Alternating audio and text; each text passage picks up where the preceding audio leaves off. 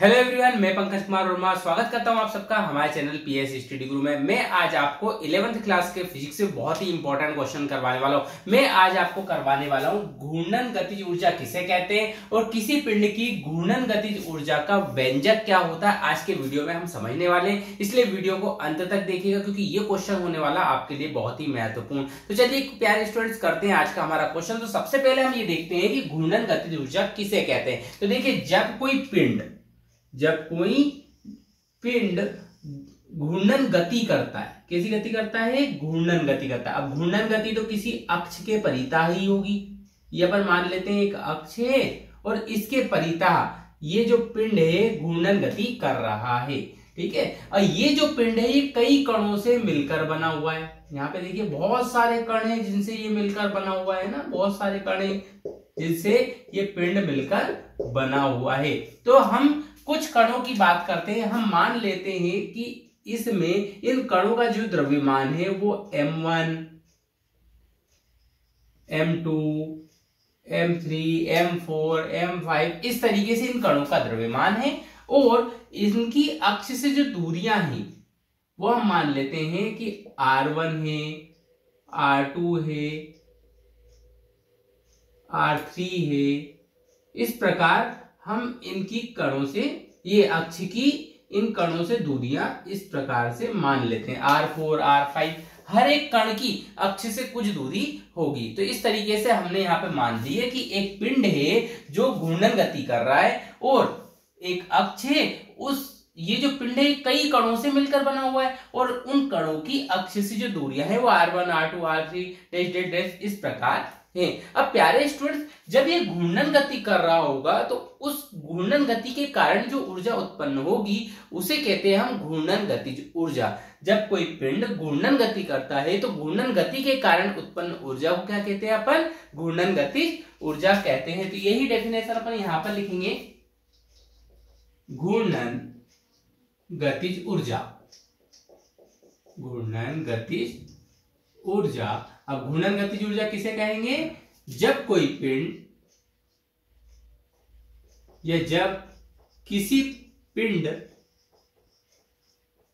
की घूर्णन गति के कारण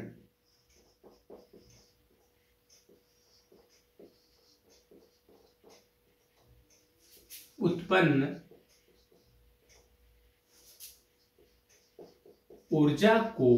को घूर्णन गतिज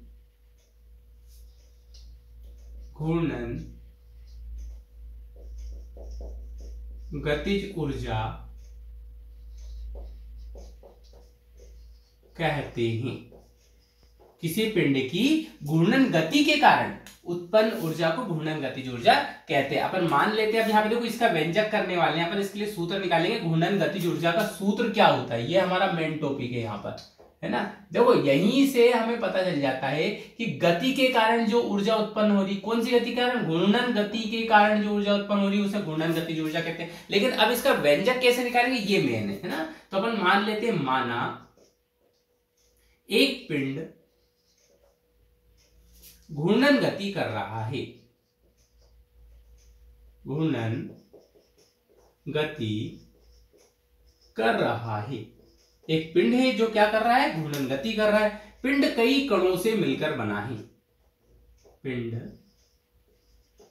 कई कणों से मिलकर बना है।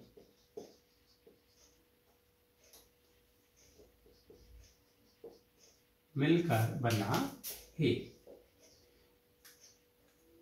जिसके प्रत्येक कण का, जिसके कणों का द्रव्यमान, जिसके कणों का द्रव्यमान m1, m2, m3 dash dash dash है। डैश डैश का मतलब ये है कि इसमें बहुत सारे कण हैं और सभी का द्रव्यमान अपन यहाँ पे लिख दिया, m4, m5, m6 ऐसे कितने जितने भी कण सबका यहाँ पे लिखा हुआ है। तथा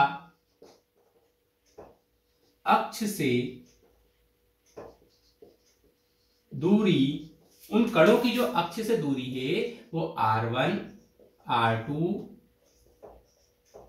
R3 डैश डैश डैश है। यदि कणों का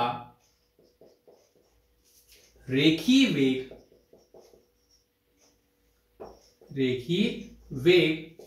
v1 v2 v3 dash dash dash हो तो अब यहां पे निकालेंगे सबसे पहले हम पहले कण की गतिज ऊर्जा। पहले कण की निकालेंगे और जब कण की निकल जाएंगे तो सबको जोड़ देंगे, हमें किसकी मिल जाएगी, पिंड की मिल जाएगी। तो पहले कण की गतिज ऊर्जा। अब गतिज ऊर्जा का सूत्र क्या होता है प्यारे स्टूडेंट, गतिज ऊर्जा को अपन E से दर्शाते हैं ना, काइनेटिक एनर्जी भी बोलते हैं इसे E। तो E या फिर इसे K1 K2 भी बोल सकते हैं, है ना, काइनेटिक एनर्जी होता है ये। तो ये हो जाएगा K1, है ना। तो पहले कण की गतिज ऊर्जा कितनी हो जाएगी, 1/2। इसका सूत्र होता है 1/2 mv²। तो पहले कण की निकाल रहा है इसलिए mv1²। अब दूसरे कण की निकालते हैं, दूसरे कण की गतिज ऊर्जा। दूसरे कण की गतिज ऊर्जा ये हो जाएगा K2 बराबर, ये हो जाएगा 1/2 m2v2²। अब तीसरे कण की निकालेंगे, तीसरे कण की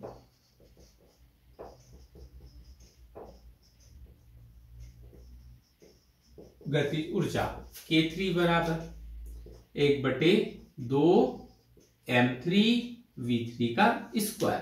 अब प्यारे स्टूडेंट्स इसी प्रकार अन्य कणों की भी गतिज ऊर्जा अपन निकाल लेते हैं। तो यहां लगा देंगे इस तरीके से डैश डैश डैश, और फिर उसके बाद निकालेंगे अपन इस संपूर्ण पिंड की गतिज ऊर्जा, क्योंकि हमें तो घूर्णन गतिज ऊर्जा चाहिए, है ना। तो संपूर्ण पिंड की क्या निकालेंगे अपन, घूर्णन गतिज ऊर्जा। संपूर्ण पिंड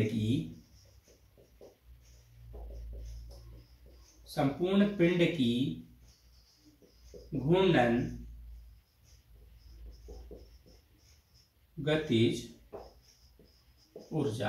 अब कैसे निकालेंगे, इन सबको जोड़ देंगे, मतलब K1 plus K2 plus K3 plus dash dash dash जितने भी है सबको जोड़ दो। तो यहाँ पे क्या मिल जाएगा, हमें घूर्णन गतिज ऊर्जा मिल जाएगी। लेकिन K1 का मान कितना है, अभी देखो यहाँ पर एक हिट होने वाली m1v1² प्लस दूसरा K2 का मान कितना है, K2 का मान है मेरे पास 1/2 m2v2² प्लस 1/2 m3v3²।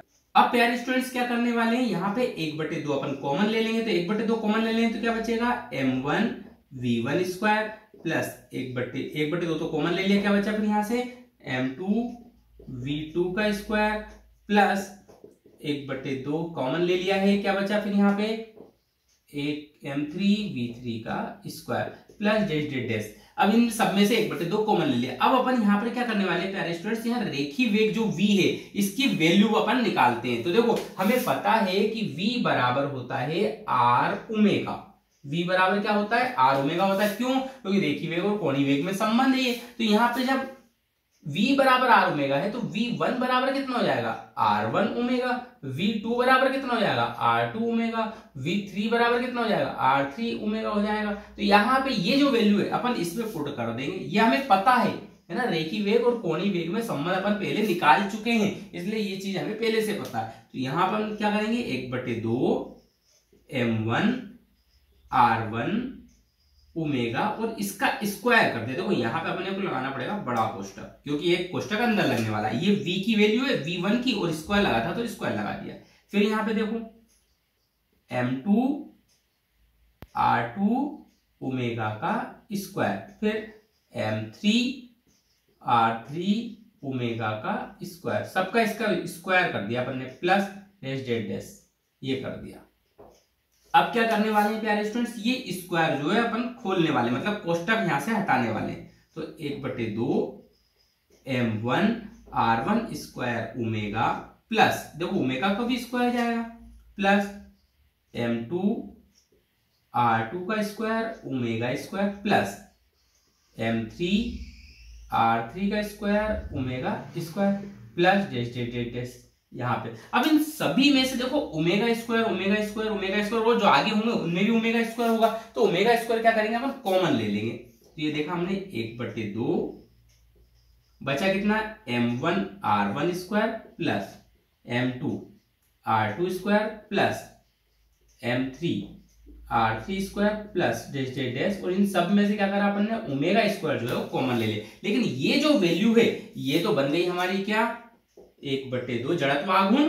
याद करो जड़त्व आघूर्ण का सूत्र क्या था, सिग्मा m r स्क्वायर, और ये ओमेगा स्क्वायर जो है वो ऐसे का ऐसे, ये जो m1 r1 square m2 r2 square m3 r3 square, इसको अपन लिख सकते हैं सिग्मा mr स्क्वायर।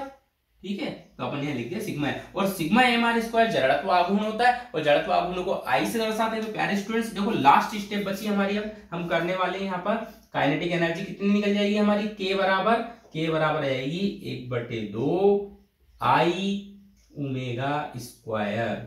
ये आ गई हमारी क्या घूर्णन गतिज ऊर्जा। तो प्यारे स्टूडेंट्स देखिए यहाँ पे कितनी आसान तरीके से इस क्वेश्चन, ये जो सिग्मा m r स्क्वायर है ना, ये कैसे बना था, सभी अपन ने m r स्क्वायर को जोड़ दिया था तो सिग्मा m r स्क्वायर आ गया। अब सिग्मा m r स्क्वायर क्या होता है, जड़त्व आघूर्ण होता है, जड़त्व आघूर्ण को ऐसे दर्शाते हैं, I से दर्शाते हैं। तो प्यारे स्टूडेंट्स इस क्वेश्चन को इस तरीके से भी पूछा जा सकता है और ऐसे भी पूछा जा सकता है कि घूर्णन गतिज ऊर्जा और जड़त्व आघूर्ण में संबंध स्थापित करो, तो भी हमें ये क्वेश्चन इसी तरीके से सॉल्व करना है। तो प्यारे स्टूडेंट्स आपने देखा कितनी आसान तरीके से हमने घूर्णन गतिज ऊर्जा का सूत्र यहाँ पर प्राप्त कर लिया है। मैं आपको 11th क्लास के फिजिक्स के सारे इंपॉर्टेंट क्वेश्चन इतनी ही आसान तरीके से और इसी ही मेथड से करवाने वाला हूँ, इसलिए हमारे चैनल को सब्सक्राइब करके बेल आइकन को प्रेस कर दीजिए, जिससे कि आगे आने वाली वीडियो के नोटिफिकेशन भी आपको मिल सके। प्यारे स्टूडेंट्स हम आपके लिए इतनी मेहनत से इतनी सरल मेथड लेकर आते हैं, इसलिए एक लाइक तो बनता है, इसलिए वीडियो को लाइक करना मत भूलिएगा। चलिए प्यारे स्टूडेंट्स आज के लिए इतना ही, मिलते हैं नेक्स्ट वीडियो में इंपॉर्टेंट क्वेश्चंस के साथ, तब तक के लिए धन्यवाद।